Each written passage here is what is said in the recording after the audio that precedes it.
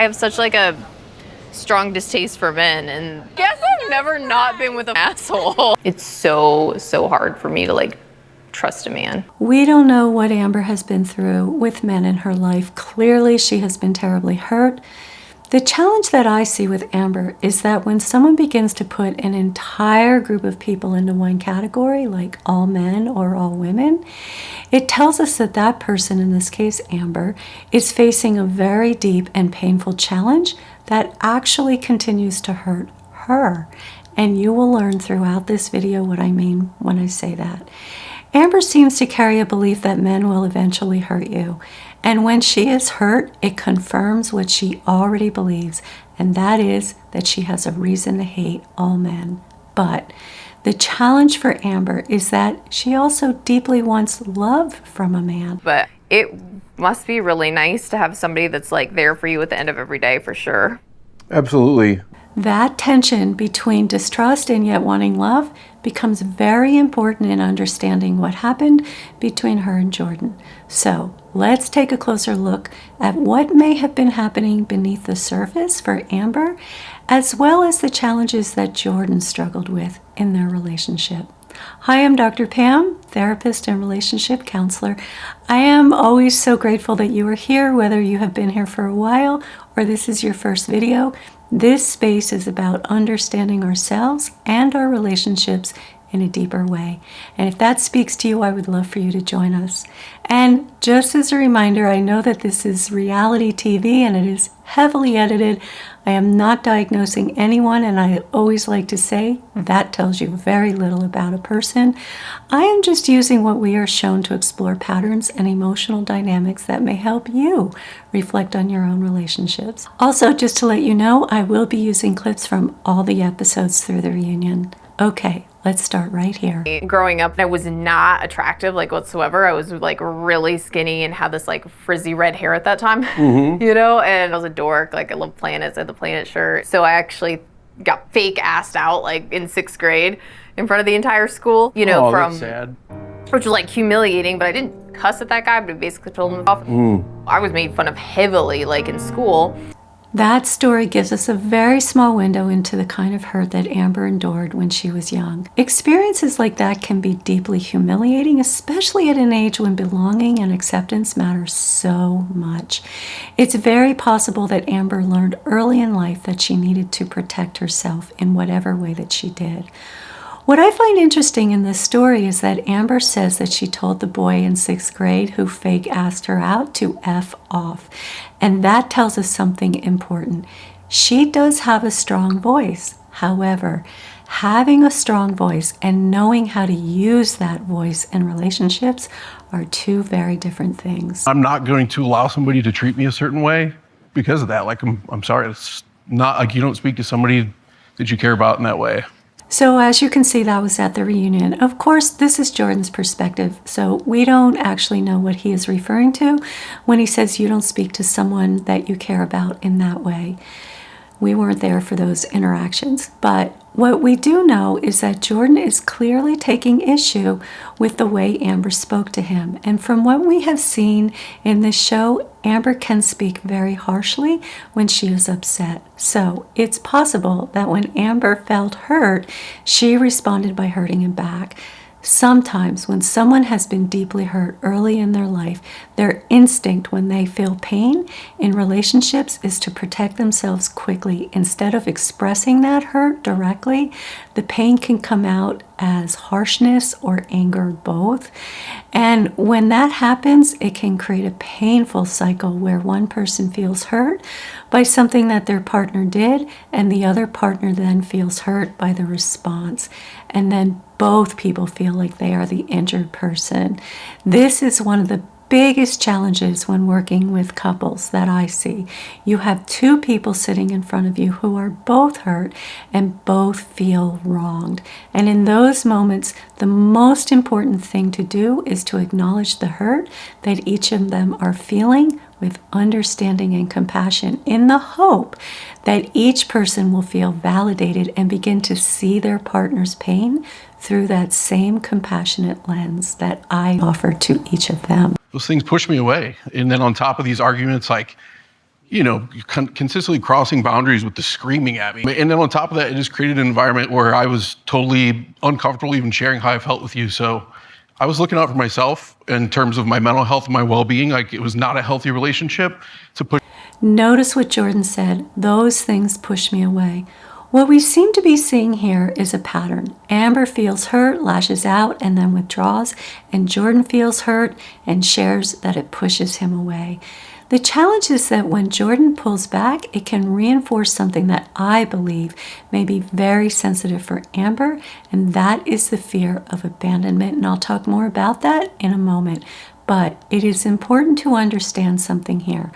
When someone lashes out in anger and harshness, it almost always pushes people away. The difficult part is that you are trying to protect yourself, Amber, by lashing out, because that can feel safe rather than feeling vulnerable. Yet it is vulnerability and expressing our hurt rather than attacking that actually can bring people closer together. And remember when Jordan shared this with us? I had a teacher call me like a stupid kid once. What? It was pretty crazy. What a bitch. Yeah, I had an ex-girlfriend that kind of reaffirmed that insecurity as well, which that sucked.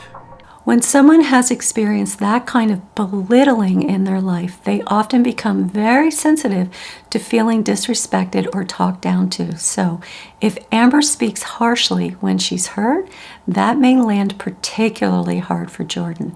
And in her own words, Amber acknowledges that she has anger issues. I have some anger issues. Everybody knows that. I was willing to work on all that, though. You gave it like 2 to 3 months. And you didn't put in real effort into it. But you didn't try to do anything to fix that. It was just the same argument over and over. You didn't give me enough time. But you made no steps in that period of time. So it's like we're just gonna keep doing the same thing over and over. Like, it's just clear to me that it was an unhealthy relationship. It was not healthy. So acknowledging that she has anger issues is a first step for Amber, but anger is often only a layer of what is going on. What may be more important is recognizing that there could be unhealed trauma underneath that anger. When someone says that they have anger issues, they are usually talking about their behavior that shows up when they are upset. But when you begin to acknowledge trauma, you are looking at something deeper, which is the pain that lives underneath that anger. That kind of work requires sitting with your hurt, often with the help of a therapist, and slowly processing what you have been through, how it impacted you, and the ways you have learned to cope with that pain. And that is very difficult work to do because it requires shifting from anger to vulnerability. And the challenge is that if trauma happened early in life, childhood is already a time of vulnerability. So when someone is hurt during those years, they can begin to associate vulnerability with being unsafe. That is why it is so important to work with a therapist who you can slowly learn to feel safe with while you process what you have been through in your life. In therapy, the goal is not just to talk about the pain, but to experience vulnerability in a relationship that is safe. And so next, here at the reunion, we see Amber lash out in anger about Jordan not being ready to commit from her perspective. I'm having to be the one that's holding back tears and just being strong for my daughter. And it's don't come in somebody's life if you're going to do that. I told you. So if Amber finds it difficult to self-regulate publicly, I can only imagine that her reactions in private may come out even stronger. I have worked with people whose trauma and hurt show up as harshness toward others, and the only way to help someone move through that is not by judging the behavior, but by trying to understand the hurt beneath it. That does not mean that you accept harsh behavior, but when a therapist approaches someone's pain with understanding and compassion, that person begins to experience what it feels like to be treated with care, even when they are struggling. And often, when people experience that kind of compassion themselves, they can begin to learn how to extend that to others. Amber takes issue with Jordan coming into her life and then, from her perspective, leaving too soon. And most of us as moms know how painful it is to see our child hurting. At the same time, Amber places all of the responsibility on Jordan. Amber came into Love is Blind with a strong distrust of men, and she also knew that if she got married, she would be bringing someone into both her life and her daughter's life very quickly, something that would naturally have an impact on her daughter. I'm not suggesting that Amber was wrong to go on the show. That's a personal choice. I am simply saying that in a situation like this, the responsibility needs to be shared. And just to share with you the value of understanding how both people contribute to challenges in a relationship, Jordan said something in an interview on a podcast that really caught my attention. Did you know your decision going into that day? No. I thought, I was going to say no, that we need to continue to work on it, and like there's some things that we need to figure out, which in hindsight, that was 2020 good thinking. Yeah. Like it could have avoided a lot of trouble. But you were following your heart. I was. Yeah. In that moment, with all the emotion, you look out and see everybody smiling, and when she's right in front of you, remembering all of those fun times, and then you didn't want to kill the mood. You got married, so you didn't kill the mood. So you can make everyone happy. What? No. You're feeling it's.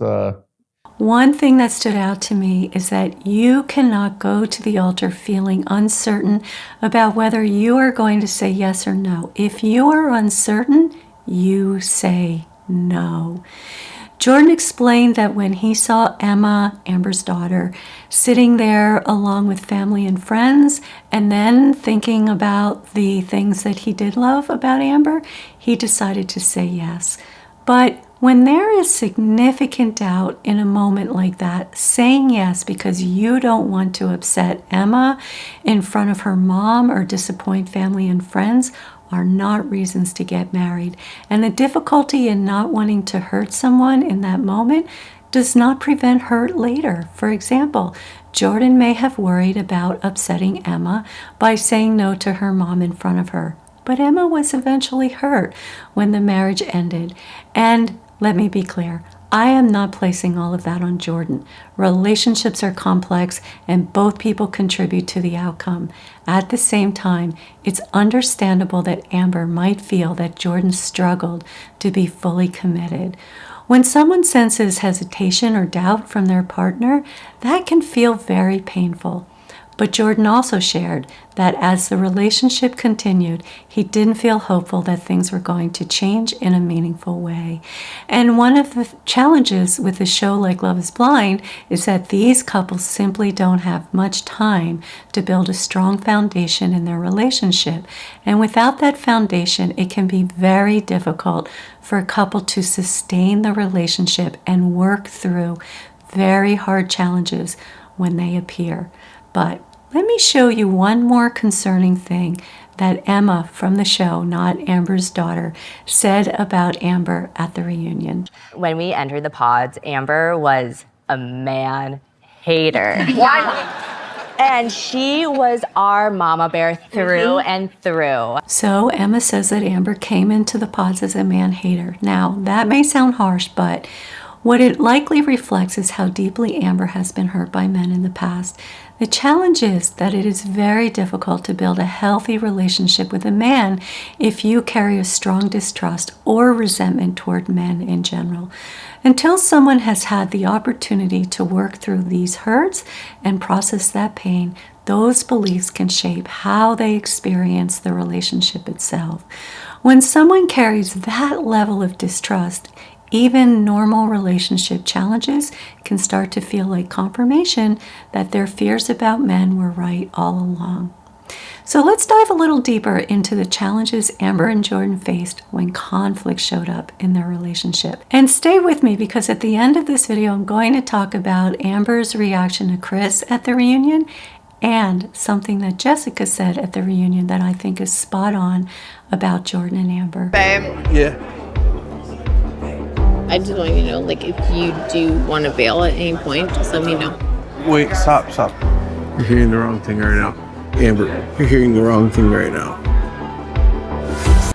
Okay, so this is their first conflict, and I'm going to break down what Amber heard and her reaction. And again, keep in mind that we have no idea how this conversation may have been edited. But let me show you this first because apparently it did go further. Tonight, we just started talking to Amber, trying to be honest. She got pissed. I was like, well, if you're not certain, then that's that, and we're not doing this.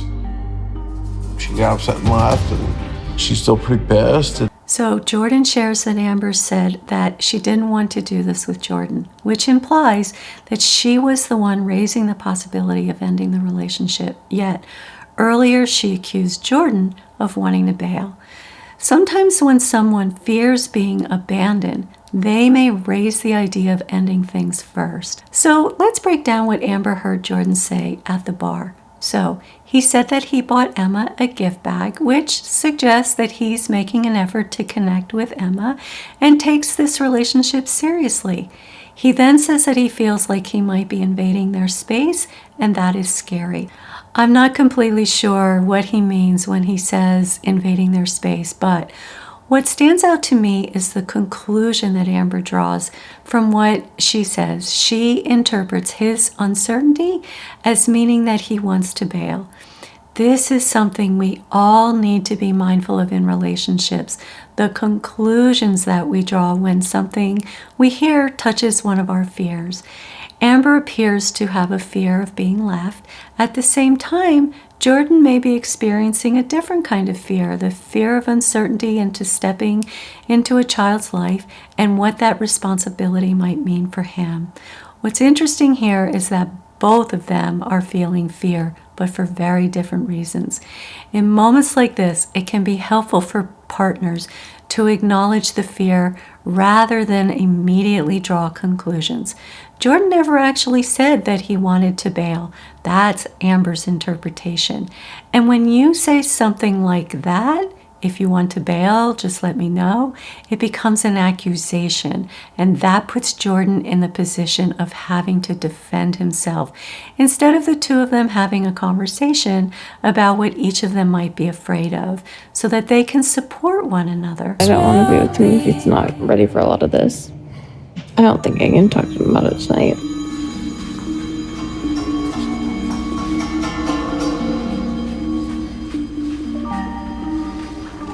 Can we talk? Amber. Let me say this, not talking about something immediately after it happens is not always a bad thing. In fact, I sometimes suggest that couples actually do go to bed when they are upset because their perspective might be different in the morning. However, the important thing is to communicate that to your partner. You might say something like, let's talk about this tomorrow when I feel a bit calmer and I can think about it more clearly. The challenge here is that instead of doing that, Amber appears to be ignoring Jordan while he is trying to talk with her.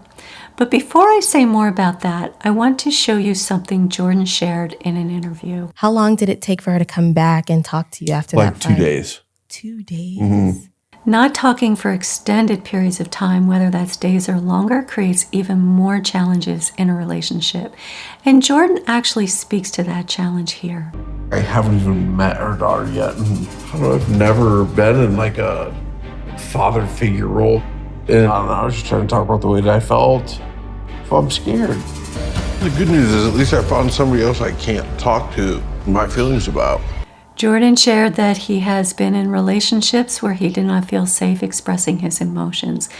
What Amber may be missing here is that when Jordan expresses his fear, he is actually being authentic and vulnerable, which are two key components to build trust in a relationship. Amber takes issue with the fact that he shared those feelings with his friends before talking to her. But it's possible that Jordan was simply looking for perspective or support from people that he trusts before bringing that conversation to Amber. Instead, Amber shuts him out for 2 days. And what Jordan may take away from that experience is, I can't safely share my feelings with you. From his perspective, when he opens up, he is met with a strong and harsh reaction. So even though Amber says she wants him to share what he is feeling, her response may unintentionally make it feel unsafe for him to do that. That places Jordan in a very difficult position. If he shares his fears, he risks a harsh reaction. But if he keeps those feelings to himself, he may be accused of not being open. Jordan may conclude that if he shows vulnerability and he is met with anger or withdrawal, he will learn to protect himself by sharing less. So next, let's see how they walk through conflict together when Amber returns. It's so hard for me to like trust a man.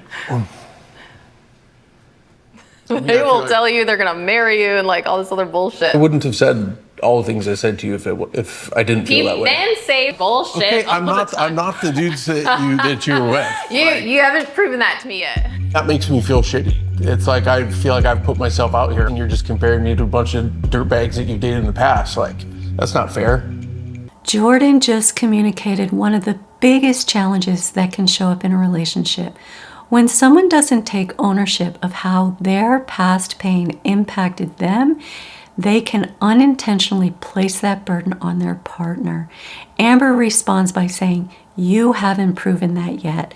And that shifts the responsibility onto Jordan. In other words, he now has to prove that he is different from the men who hurt her in the past.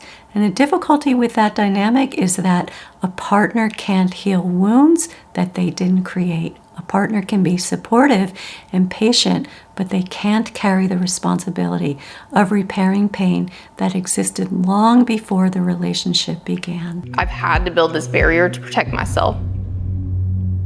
I can empathize with having to put walls up and like protect your daughter. I get that. And I know that you've had shitty people in your past, but I don't know what to do for you to trust me. Again, this is another very strong statement from Jordan, an important one. He says that he doesn't know what Amber needs in order to trust him. Throughout this conversation, Jordan actually does a very thoughtful job of acknowledging Amber's pain and validating the distrust that she feels because of her past experiences. But he is also being honest when he says that he doesn't know what more that he can do for her to help her trust him. And when a couple reaches that place, it can become incredibly difficult for the relationship to move forward. One person is asking for trust, while the other person genuinely doesn't know what it would take to create that trust. And when that happens, both people can start to feel stuck and helpless in the relationship. So ultimately, Amber has her own healing work to do around the pain that she carries around from her past. A partner like Jordan can support that healing, like I said, but he cannot do that healing for her. Amber also needs to be able to clearly communicate what helps her feel safe and what allows trust to grow in a relationship. My concern for Amber is whether she will be able to tolerate the inevitable hurt that happens in every relationship. Not the deep wounds from her past, but the normal hurt that occurs when two imperfect human beings are trying to build a life together. In any relationship, we will unintentionally hurt each other at times because we're human. The question is whether those moments can be worked through rather than becoming proof that the relationship and Jordan is unsafe. Sadly, we know that their relationship ended, but I think Jessica said it best here at the reunion. I knew that there were challenges, like there's always challenges, Sure. But I think that they both really wanted to make it work. I think that Amber and Jordan both have really good hearts. Thank you. So it's just, I think everybody's just really sad. Thank you. That's emotional maturity. She's not taking sides. She's recognizing that they are both good people and that sometimes two good people simply cannot make a relationship work. I'm actually going to be posting a video soon breaking down Jessica's emotional maturity, how that showed up in her experience with Chris, and other moments where she showed emotional maturity on the show. And finally, I want to say something about Amber's comment about Chris at the reunion. I do feel like Jordan is a good guy. I don't think he is one of those guys that's like a Chris. You know what I mean? Like there are just two guys. Like, you're the type of guy that I'm talking about, that why I have hated men. It's just like, God, just watching that. And I'm not trying to pick on you again, Chris. I do still hate you, but you just suck. But you're not like a Chris. You know what I mean? You're not an overall douchebag. First, to Amber's credit, she is no longer placing Jordan in the category of all men that she described when she first came on the show. That shows some movement in how she is thinking about men. Now, before I say what I'm going to say next, I want to be very clear. I did a video addressing Chris's behavior, so I am by no means defending him at all. But all of us have to decide how we want to show up when we are hurt. You may completely agree with Amber about Chris and the way that he treated Jessica. I mean, it was extraordinarily hurtful. That being said, calling him a douchebag on national television is still a harsh response.